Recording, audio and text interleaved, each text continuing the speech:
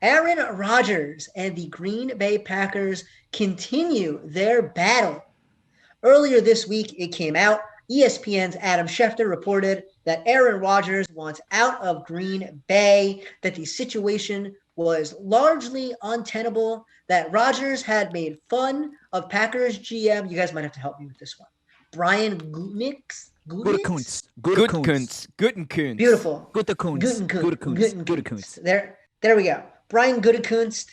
Hey, he was making fun of him in group chats. So, guys, what are our general thoughts? Does Aaron Rodgers hold out? Does he stay? Does he force a trade to a certain team? Do the Packers say fuck it and move him to football purgatory? Like there are a lot of places. There are a lot of ways that this could go. The Packers have been steadfast that Rodgers is their guy, but it's hard to get over the Jordan Love situation. So Andrew, you're shaking your head. Omar, if Rodgers isn't moved. Oh, you can go. This is why I've missed the 3-man shows. But I think the interesting part of the story, Johnny, that we didn't mention was the report that Adam Schefter said on the Dan Patrick Show. So on the Dan Patrick Show, Adam Schefter, he came on and he said that he didn't really have a one source for that report that he made on draft night. About the Aaron Rodgers story. It was kind of like a buildup and accumulation of things. And he said he just happened to drop that Schefter bomb on draft night. And it was just a coincidence that it happened then. And that got a lot of people talking about how this potentially just could have been a plant by Adam Schefter to maybe boost ESPN's ratings on draft night, which, look, I think there was certain incentive to do that, but I also think that, this isn't any different because a lot of people have said, oh, Adam Schefter made this up, which is, I think that's foul. Like, that's not true because, look, this is when you're an insider in the NFL, you hear things all off season long. And I think for Adam Schefter, knowing what he knows about football, knowing the insight he has and how he's reported stuff in the past, I do think he kind of sat on this a little bit until draft night. I think that part is true, but I think that saying that he, he just made this report up, that's asinine. Like this happens all the time. That's how Woj gets all of all this NBA drama that Woj drops. That's all of that is just an accumulation of ideas, an accumulation of talks that he has with different people. It's the same thing working here. So, I just want to get your guys' thought on that specifically. My thought on that specifically is this is the NFL's comeuppance for telling Schefter and the other ESPN reporters they couldn't tweet out the draft picks before they were made. Yeah. So I think that that's what they deserve. If what is Schefter going to tweet on draft night if he can't tell you a minute and a half before the picks are made who's getting picked? He's going to make up some bullshit about Aaron Rodgers. But no, in all seriousness, I think you're right. Look, this Aaron Rodgers situation is nothing new. This Aaron Rodgers situation is nothing that we haven't seen.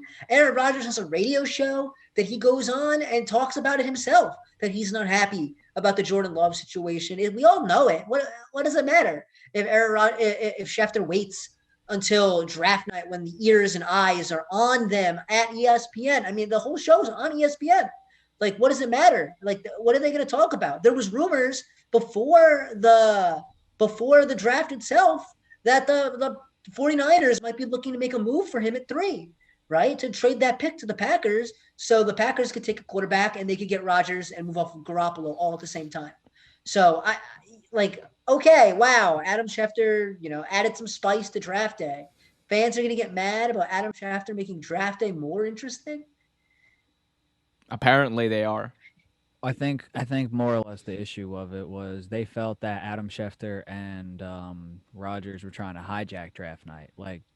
Draft night's about the rookies. Draft night's about the next generation, and it was more or less like, what did this drop? Like, how many hours? But this dropped at 3 or 4 o'clock. The draft started at 7. This dropped 3 hours, something like that before the actual draft. So I feel like they were trying to hijack the draft. In terms of Aaron Rodgers, he's gone. There's no repairing it.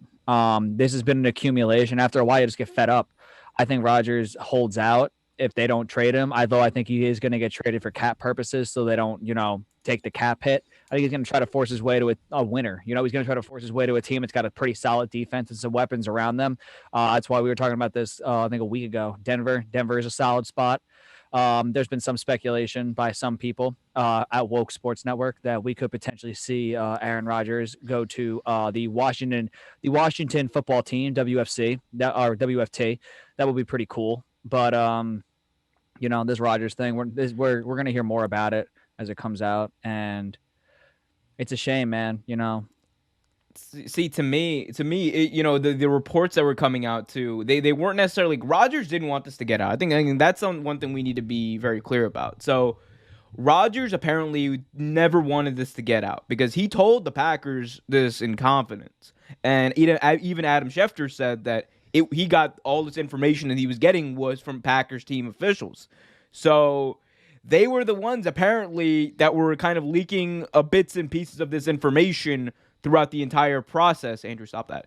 And it became one of these things where the Packers thought that, maybe it became one of these things where the Packers thought, hey, if we kind of like put this information out there, we can kind of win the PR battle with the fans, because there's a lot of Packers fans out there who understand what Aaron Rodgers is going through, but then there's a lot who don't and don't care. There's a lot who are like, oh, Aaron Rodgers is putting himself before the team, blah, blah, blah. He needs to shut up and play football and blah, blah, blah, and ignoring the fact that Aaron Rodgers has been the Packers franchise since Brett Favre left. There is no Green Bay Packers without Aaron Rodgers. And the fact that Aaron never wanted this to get out, the fact that Aaron has not done an interview after this, the fact that Aaron, even talking to people like AJ Hawk, who is one of his best friends, is very, very, he doesn't say a lot about the situation.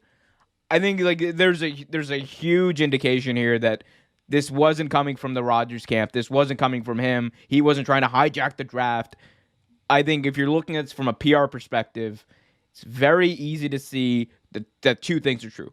One, the Packers team officials were leaking this information to Adam Schefter for months in an attempt to maybe get ahead of all this kind of stuff the way it would eventually come out. And two, Schefter just dropped it on draft day so the ratings would be cool. That people look, and again, that's the game. That's the game. That's the part of the game everyone understands. Like Adam Schefter is an insider, right? But he also works for ESPN. That's something that needs to be understood. It's not his job to, be 100% ethical about everything all the time. No, ESPN hired him to be an insider. Yeah, he has journalistic standards to fit into. Other than that, though, he's working for the network, and the network has him so that they could get ratings, especially on draft night. So I think that's a very important thing to keep in perspective when we're talking about this specific situation. Hey, Schefter might have been trying to force a trade. Schefter might have been, he might have been trying to play his own Madden GM type. He might have been trying to force a trade between Green Bay. You put news out there, Aaron Rodgers on the move. He could have been trying to, see if maybe San Francisco would bite and send that number 3 up there to Green Bay. He could have been trying to force his own trades. You don't know. Talk about ratings. That'd be one hell of a ratings boom.